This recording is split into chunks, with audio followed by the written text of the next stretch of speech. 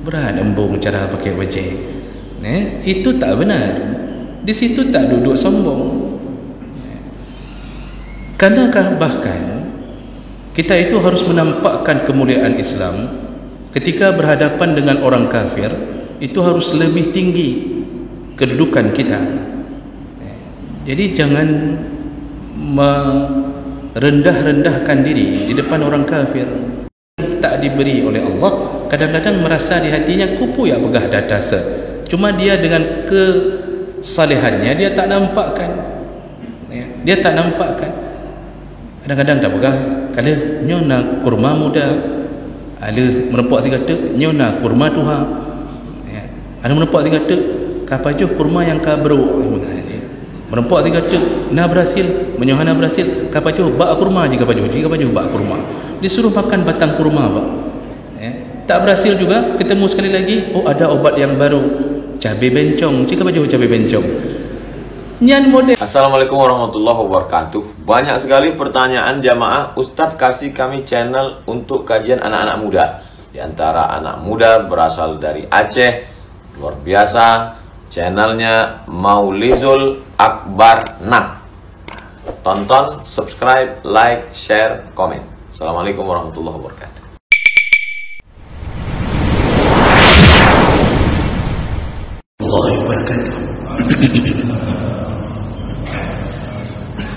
Alhamdulillah Rabbil Alamin, hamdan katsiran tayyiban mubarakan fih. Asyhadu an la ilaha illallah wahdahu la syarika lah, wa asyhadu anna Muhammadan 'abduhu wa rasuluhu al-karim.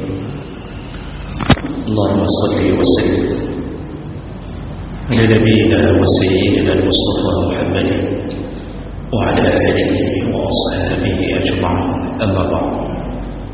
Rabbi shrah li sadri wa yassir li amri wahlul 'uqdatam min lisani yafqahu qawli. Segala puji bagi Allah, kemudian salawat dan salam pada Rasulullah, pada keluarga dan seluruh sahabat-sahabatnya yang Allah muliakan insyaallah. Bapak-bapak, ibu-ibu, jemaah salat subuh yang telah berhadir karena Allah, mudah-mudahan Allah balas setiap langkah kita dengan pahala yang berlimpah insyaallah. Bapak Ibu yang Allah muliakan,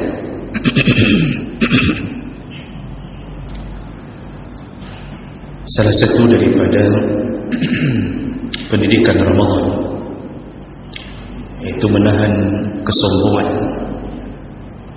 dari orang-orang yang hari ini mempunyai harta namun tetap harus menahan diri, dan saat itu dia sama dengan orang-orang yang fakir, sama-sama tak boleh makan, sama-sama tak boleh minum. Salah satu larangan Allah bagi hamba yaitu memakai jubah Allah yang bernama sombong. Haram hukumnya seorang hamba memunculkan sifat takabbur, karena Allah keluarkan iblis dari surga hanya karena sifat takabburnya. Dalam salah satu ayat Allah sebutkan, innallaha la yuhibbul mutakabbirin. Allah tidak suka orang-orang yang menyombongkan diri. Ketika sifat sombong muncul di dalam diri seorang hamba, Allah binasakan hamba itu. Semua raja-raja yang zalim, pemimpin-pemimpin yang zalim dalam lintas sejarah, Allah habiskan untuk menunjukkan kekuasaannya di atas orang yang merasa berkuasa. Maka jemaah melakukan Allah, berhati-hatilah dengan sifat ini. Ada kalanya sifat ini menempel pada kita tanpa kita sadari, dan itu biasanya beriringan dengan perubahan tentang hidup kita. Dulu tak sombong, ketika sudah mulai mendapatkan harta, maka dia mulai merasakan sifat itu. Dulu tak sombong, ketika sudah mulai mendapatkan jabatan, maka dia mulai mendapatkan sifat itu. Dulu ketika sakit tak sombong, ketika sudah sehat ada kalanya menempel sifat tersebut dan kita tak sadari itu. Oleh karena itu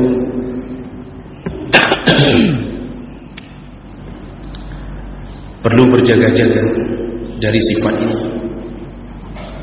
Rasulullah sallallahu alaihi wasallam menyebutkan, la yadkhulul jannah, tidak akan masuk surga, man kana fi qalbihi misqala habatin minal kibar, haram surga bagi siapa yang di dalam hatinya ditemukan kesombongan walaupun sebesar biji sawi. Haram surga bagi mereka yang mempunyai kesombongan walaupun sebesar biji sawi. Memang biji sawi beda apa itu? Biji sawi itu kan kecil sekali. Kita susun di dalam kuku kita, itu lat melimang ni. Lat melimang ni muat sekitar 5 biji yang bahasa Indonesia. Itu biji sawi. Satu biji sawi sebesar itu kesombongan menempel di dalam hati, haram surga. Dan itu telah dipatenkan oleh Rasulullah SAW. Nah, dengan begitu kita harus tahu dulu yang mana yang disebut dengan sombong. Karena ada orang yang kadang-kadang nampaknya sombong padahal tak sombong. Oleh karena itu hadis itu ketika Rasulullah mengatakan haram surga bagi mereka yang punya kesombongan walaupun sebesar biji sawi, langsung sahabat bertanya, ya Rasulullah, innar rajula yuhibbu, ya Rasulullah, ada seseorang atau kalau ada seseorang yang menyukai untuk memakai yalbas sauban hasana, kalau ada seseorang suka memakai baju yang bagus-bagus, wa na'lan hasanah, dan memakai sandal yang bagus-bagus, apakah itu sombong? Nah, jadi dalam pikiran sahabat, sombongnya kiban yang kenembongnya kiban. Maka mereka juga sama dengan pikiran kita, dan apa yang akan kita tanya sudah lebih dahulu ditanya oleh sahabat. Maka sahabat nanya, ya Rasulullah, sombong itu apakah dia termasuk orang-orang yang suka memakai baju yang bagus-bagus, memakai sandal yang bagus-bagus, apakah itu sombong? Rasulullah menjawab, innallaha jamilun wa yuhibbul jamal. Jawaban Rasulullah adalah, sesungguhnya Allah itu indah dan Allah suka yang indah. Nyamanan jawaban Nabi di atas pertanyaan itu. Itu berarti bermaknanya apa? Ternyata sombong tidak duduk pada pakaian. Ternyata sombong tidak duduk pada sandal.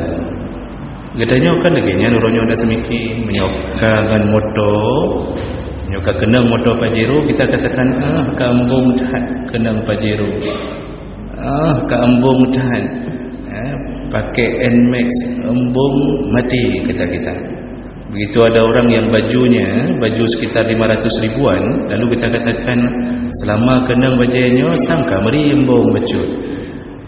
Ternyata fashion tidak menjadi sumber kesombongan. Bahkan kata Rasulullah, Allah suka kepada yang indah-indah. Artinya pesan Rasulullah yang pertama, orang Islam itu tak boleh compang-camping. Orang Islam itu tak boleh kiri.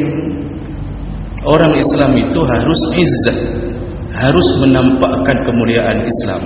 Makanya makruh memakai baju yang bolong-bolong, yang makruh. Inan hana hidup tawadhu, inan hidup bangai inan itu. Jadi jangan kira bahawa ketika ustaz tengku kuimu pakai baju gamis yang agak mahal becut, gamis lagak ke dia belum. Mungkin daerah di Mertuh 50 ribu, berempat diskon 10 ribu, di Mertuh 10 ribu. Begitu dipakai bagus, kita mulai katakan di tengkunya sangkam dai sangat. Itu salah. Di situ tidak duduk sombong. Ini ada kadang-kadang orang mau ceramah itu memakai jas. Ilung kena najas saja. Mio najas pakai sini. Pakai jas, pakai macam-macam. Lalu orang mengatakan berat embung cara pakai baju. Itu tak benar. Di situ tak duduk sombong. Karenakah bahkan kita itu harus menampakkan kemuliaan Islam ketika berhadapan dengan orang kafir, itu harus lebih tinggi kedudukan kita. Jadi jangan merendah-rendahkan diri di depan orang kafir. Ada orang yang kadang-kadang dulu ketika dia memakai sepeda, itu kemampuannya. Ketika dia sudah lewat PNS, lalu anaknya bertambah menjadi 3, hana le gedangannya tak muat lagi sepeda itu, maka dibelilah Astuti, Pak. Di saat tahun 70-an itu, Astuti dianggap sombongkah? Tidak. Kebutuhannya memang harus beli motor, anaknya bertambah. Ternyata kemudian karena Astuti modelnya kurus kecil, karena yang kurus-kurus kan tak bisa bawa banyak, akhirnya ganti lagi gantongan Supra X. Apakah sombong? Tidak. Dan hari ini ketika dia sudah dapat jabatan, sudah eselon 1 lah ceritanya, anaknya sudah 5, istrinya ya masih 1 lah. Kita ke barang kau, istri masih 1, anaknya sudah 5, tak muat lagi. NMAX pun tak muat, ditaruh di depan 1, di depan kap 1, tak muat, digantung di atas lampu 1, tak muat. Satu-satunya jalan daripada naik high-ace terus-terusan satu keluarga besar, tiga taik 5 drum, masih raurung pada Aceh 120 ribu kali 5 macam berdomba kan 70 ribu mainnya. Belum makan minum, lalu dia berfikir sangka jitablo motor masaboh, belilah mobil. Lalu orang lain mengatakan kambung, kamu layembung, kau kena motor kamu. Ternyata itu dibutuhkan olehnya, dan itu bukan bahagian kesombongan. Dia butuh itu. Kalau dulu orang belinya jam, itu jam 50 ribuan. Keluar dari toko jam, langsung jam jarum besar bertukar dengan jarum kecil. Yang jam 50 ribu. Menanda debit dari toko jam, langsung wujud, hinan laju ajal jam itu sampai. Dan sudah 5 kali kita beli jam yang model 35 ribu, 45 ribu, 50 ribu. Sampai itu seminggu saja. Karena hai tak fikir, orangnya tanya tablo jam yang harganya 1.200.000. Sombongkah? Tidak sombong. Dia membutuhkannya daripada rusak terus-terusan. Maka sombong tak duduk di jam. Kalau dulu ibu-ibu beli jilbab yang model 30 ribu, 25 ribu, masuk ke mesin cuci bentuknya jilbab, keluar jadi benang. Hotel gepelan mesin cuci, hotel gebut benang saja. Hana ada leh kau jilbab. Kamu mesti perlu benang dalam mesin jilbab. Sudah 3 kali dia beli begitu, trauma dia beli jilbab begitu. Akhirnya hari ini dia beli jilbab yang 550 ribu. Dia tak mau lagi beli-beli yang begitu. Itu pun belinya harus di butik. Urinang geken butik, baru kenan dok. Masya Allah, tak rusak-rusak. Apakah sombong dengan jilbab yang mahal? Tidak. Kalau dia katanya rata-rata ada pakai ijakrong, Pak. Ijakrong yang gasahnya pun nanti, Pak. Siplah pun nanti, yang kasar sekali itu. Tepahnya, waktu dia balut, dia dah bungkus martabak 2 buah dan saking keruh hijanya. Hari ini orang sudah berkembang, Pak. Tak beli lagi yang begitu karena panas, kasar, sehingga orang belinya beli yang model-model kain sarung, model-model ada gajahnya, baik gajah duduk, gajah jongkok, mahal. Truk 200 ribu, sombongkah? Tidak. Maka baik salah embungnya hanya hidup bak fashion, selama itu kita butuhkan.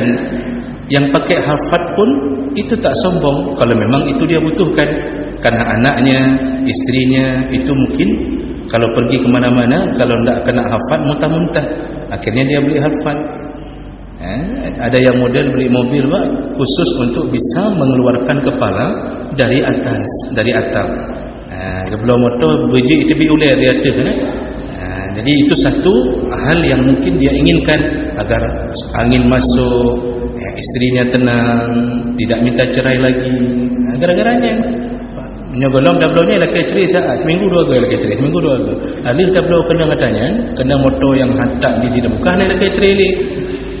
Kebutuhan itu tak sombong. Jadi bagaimana juga? Barulah Rasulullah menjelaskannya. Sombong itu, kata Rasulullah, adalah mereka yang mempunyai dua sifat. Itu baru sombong. Apa dia? Yang pertama, batarul haq, orang yang suka melawan kebenaran. Itu ciri pertama orang sombong. Yang pertama dia punya sifat batarul haq. Batar itu melawan, memberontak. Al-haq yaitu Allah Subhanahu wa taala.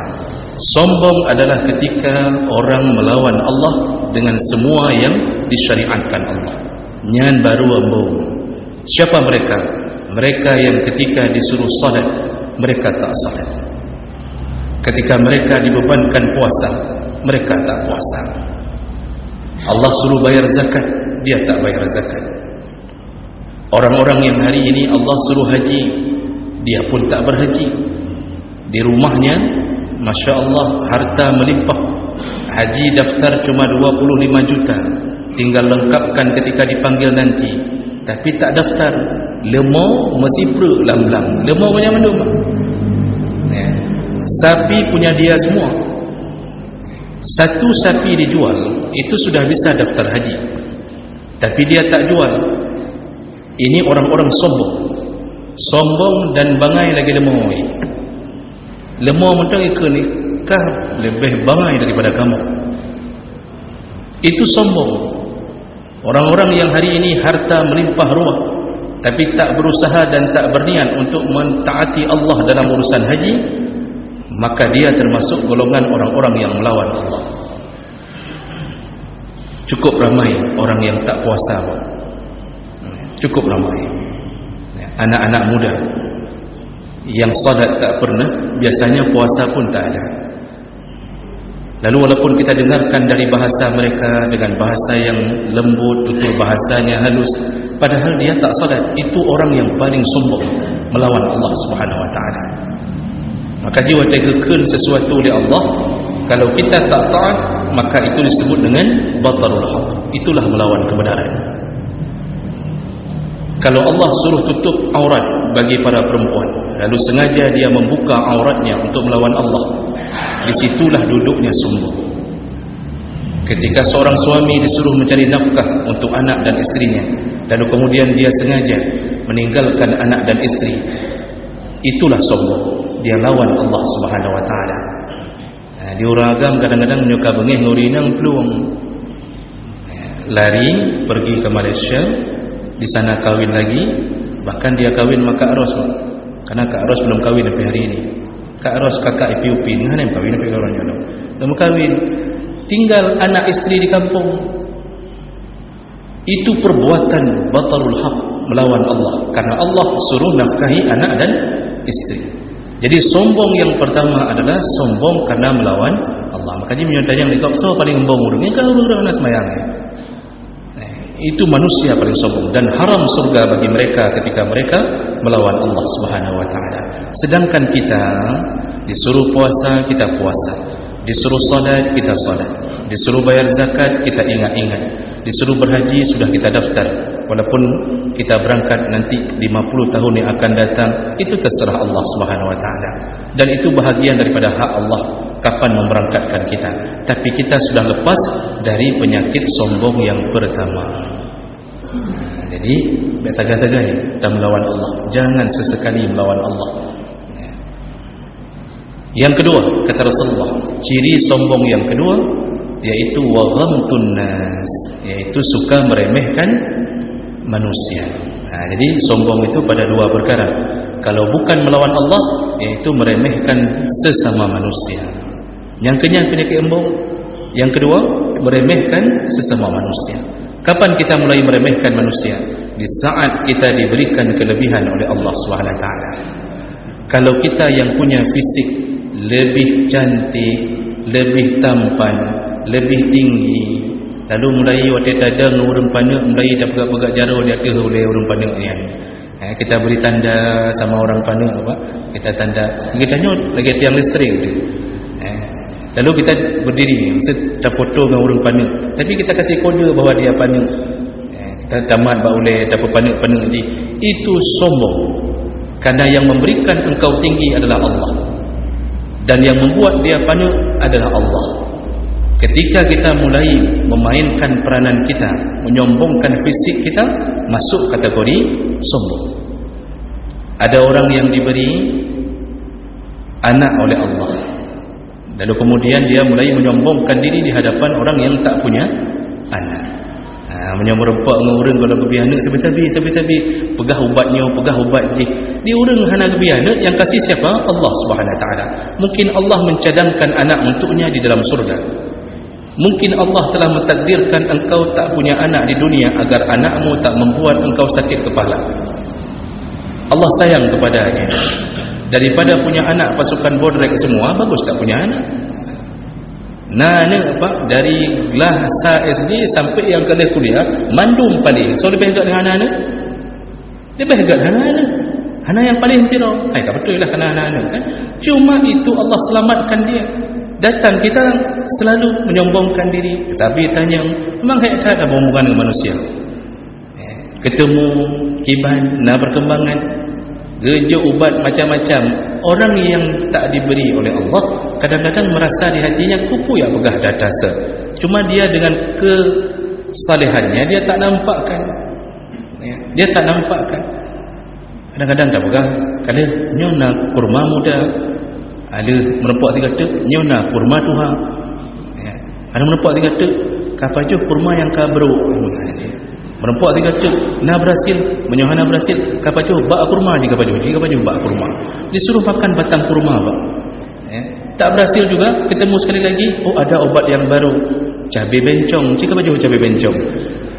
Nyan model tapi lagi nyan tapi di orang yang kadang-kadang model katanya, dia merasa bahawa ni orangnya hanabur katanya.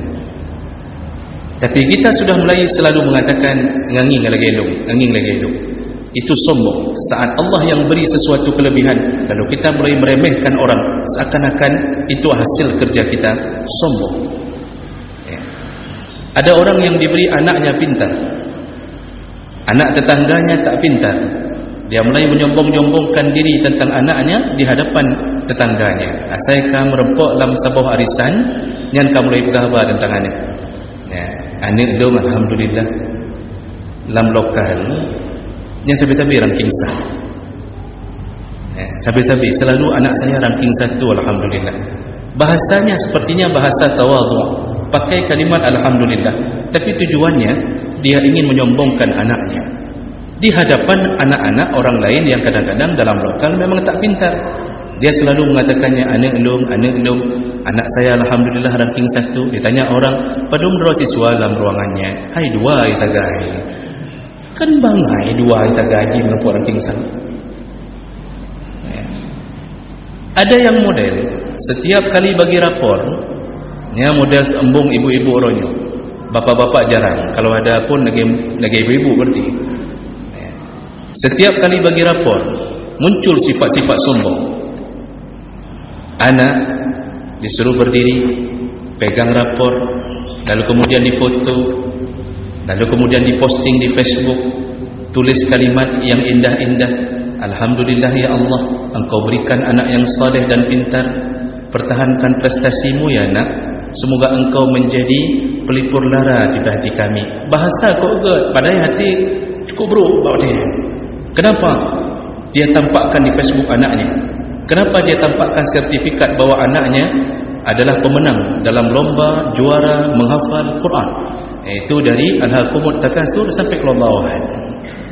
Yang mat sertifikat foto, tampilkan di Facebook, tulis kalimat yang indah.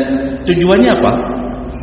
Dia ingin nampakkan anaknya adalah orang yang begini dan begini. Bukti dia sombong bagaimana? Begitu tak ada yang komen, sakit hatinya. Setelah diposting, 1 jam kemudian dia lihat, ternyata tak ada yang komen satu orang pun, Pak. Tak ada yang menyahuti foto tersebut satu orang pun. Hatinya sudah mulai gelisah. Dia tunggu 1 jam lagi, ternyata tetap kosong. Di saat itu kamu beremberan batin. Ditunggu 1 jam lagi, juga tak ada yang balas satu pun. Mekrut-krut di dalam hatinya. Begitulah orang yang ingin menyombongkan anaknya, dia terasa terpukul saat tak ada yang memuji anaknya. Yang diharapkan apa Bapak Ibu? Yang diharapkannya ada yang komen, Masya Allah, Tabarakallah, luar biasa, kibancara ka pegat anaknya. Ada yang kata mama dong cara pegat. Nyoki bancara ka didik kok bisa? Nanti ada yang mengatakan ini pasti turun pintar dari mamanya. Nah itu pun aku bangai Pak. Man kawin ngayah kana laga laga. Kesombongan ini terus berlaku, meremehkan orang lain. Meremehkan seakan-akan anak orang adalah tak ada apa-apanya. Maka berhati-hatilah dengan sifat ini. Di saat muncul sesuatu di hati kita yang ingin kita tampakkan pada orang ramai bahwa kita punya kelebihan dibandingkan orang, di situ telah jatuh kepada sifat sombong. Maka yang bergaji itu jangan bicara masalah gaji di depan honorer. Ini bapak-bapak yang PNS itu jangan bicara masalah gaji di depan honorer. Nyoduk saja honorer. Pegah masalah gaji, pegah kiban kayak debit gaji bulannya. Alhamdulillah dom naik debit 7 juta. Nah pertama peng kedang tunjang dom. Nah sekitar 2 juta ada. Plus sertifikasi. Jadi bandung-bandung nah 20 juta di honorer teim di samping Pak. Untuk yang bayu pen kopi di honorer. Palis tidak PNS itu? Palis kan PNS yang tempat? Gaji sekian. Yang bayu kopi honorer. Kata honorer itu berat gaji ulung. Berat ham gaji ulung. Ilung gaji 1,5 juta yu bayu kopi ilung. Makanya orang-orang hari ini yang Allah telah berikan kelebihan uangnya, jabatannya, jangan pernah menyombongkan diri di hadapan orang yang belum Allah beri. Ini penyakit yang kita bawa, yaitu mulai merasakan kesombongan di dalam hati. Nah jemaah merakan Allah, sekarang fahamilah, ternyata sombong hanya duduk di 2 perkara. Bukan pada gaya hidup kita, kecuali kita menyombongkan dengan pakaian kita, baru ikut kesombong. Tapi kalau kita cuma pakai-pakai saja dan sekedar melindungi diri dengan pakaian yang bagus, maka tak mengapa. Sebagai penutup tausiah kita, nah bacut dia lo nak pegang. Hana trip boleh Pak, sekitar paling setengah jam tu. Kah hana trip ke? Bapak Ibu yang Allah muliakan. Setelah kita tahu tentang sombong ini, ternyata duduk di 2 perkara. Sekarang fahamilah yang mungkin jarang orang membahasnya. Ternyata di dalam Islam ada 3 sombong yang dibolehkan. Ada 3 sombong yang dibolehkan. Nyolong bahas orangnya apa belum bahas doa? Ada kajian juga lagi. Berarti kadang izin bahas doa. Padahal sudah jalan waktu sudah setengah jam Pak. Ya. Nah, makanya lu tanya ni belum bahas doanya, belum bahas doa. Nyo doa berarti jadual Ramadan doa. Ya. Tapi ya sudahlah 10 menit saja lah. Ya, 10 menit saja. Bapak Ibu yang Allah muliakan, ada 3 sombong yang dibolehkan di dalam syariat. Apa saja? Yang pertama, berdasarkan hadis riwayat Abu Dawud, Rasulullah sallallahu alaihi wasallam menyebutkan sombong yang pertama dibolehkan ikhtiyarur rajul ala nafsihi fil qital. Seseorang menyombongkan dirinya ketika perang. Nah, jadi ketika perang bersama orang kafir, Pak, bersama orang kafir, bukan sesama orang Islam. Ketika memerangi orang kafir lalu kita menyombongkan diri, sombong itu halal. Berdasarkan hadis Abu Dujanah, salah seorang sahabat Nabi, ketika melakukan perang Badar, dia ikat kepalanya dengan tali merah. Dia ikat kepalanya dengan tali merah, lalu dia melenggak-lenggok di depan orang kafir, dia tepuk-tepuk dadanya. Jadi Abu Dujanah mengatakan, so, cik kena maju, so yang berha kena maju. Dia ikat kepalanya, dia pegang pedangnya, lalu dia mulai menampakkan keberaniannya di depan orang kafir. Ada sahabat yang kemudian mengatakan, "Ya Rasulullah, lihat Abu Dujana, ini tak boleh, ini kan terlalu berlebihan." Apa kata Rasulullah? Sebenarnya gaya berjalan seperti itu tak boleh, tapi khusus di medan perang, kesombongan itu dibolehkan, kata Rasulullah. Jadi Rasulullah merekomendasi boleh sombong ketika memerangi orang kafir, supaya menciutkan nyali orang kafir tersebut. Jadi dikira orang Islam kubur-kubur. Jadi jak kena ditantang sana tantang sini, begitu maju belum bina tapi sudah cukup sombong, itu sudah cukup menakutkan mereka.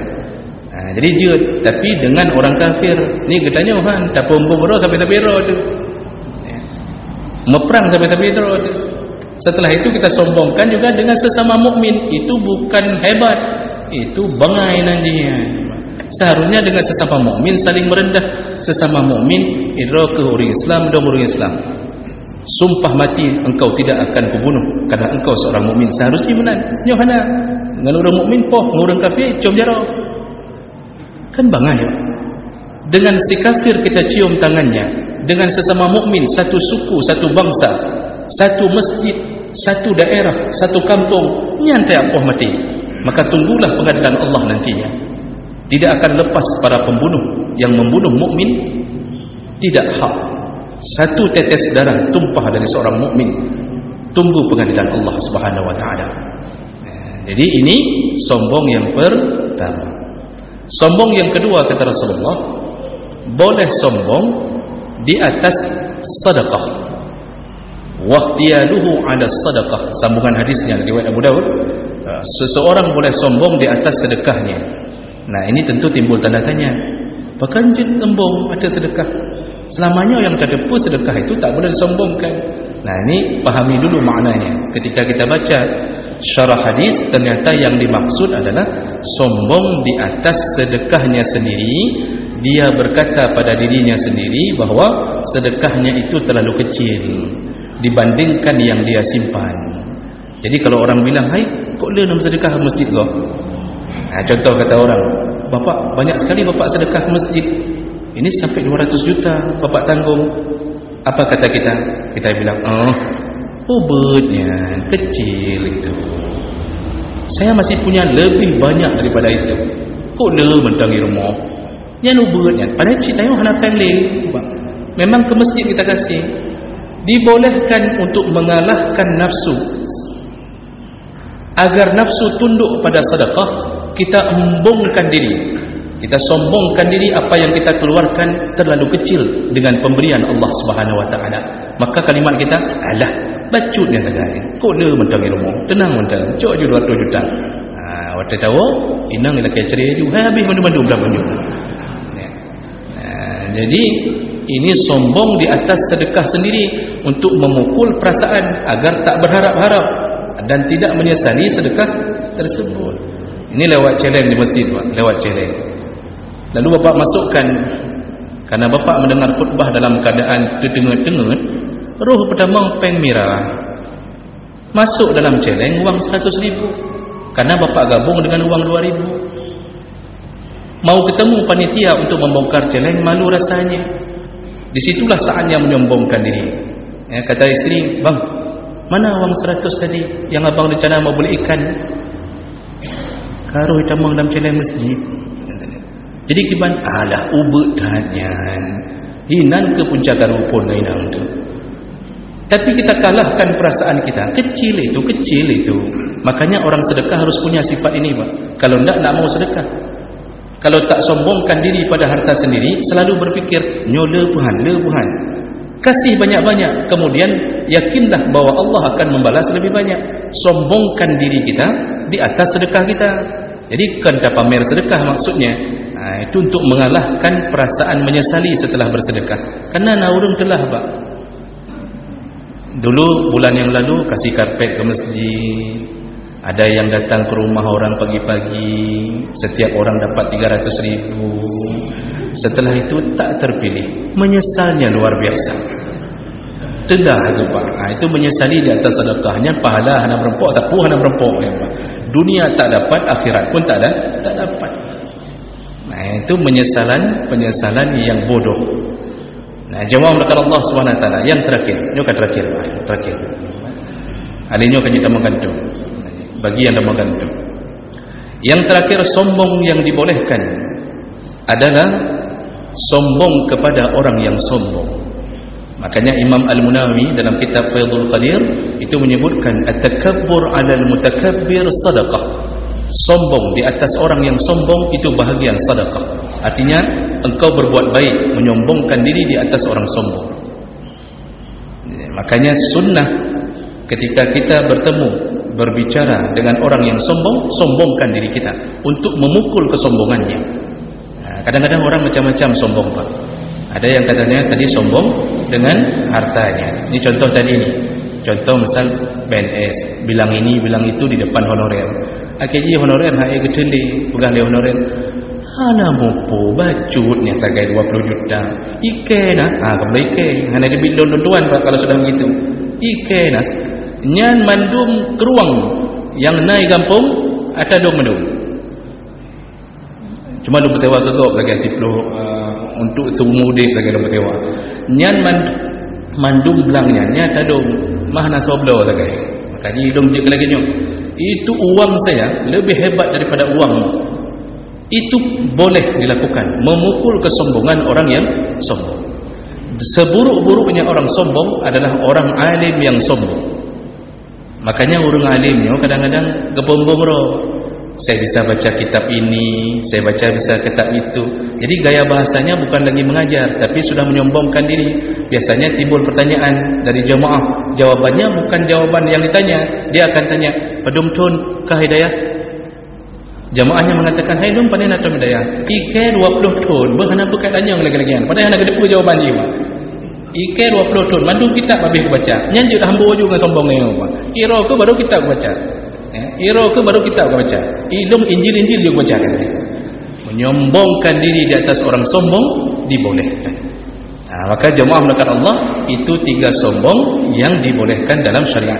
Selain itu jangan coba-coba bersikap sombong karena Allah memperhatikan, Allah marah, dan hati-hatilah semua yang sombong tetap nerakalah tempatnya.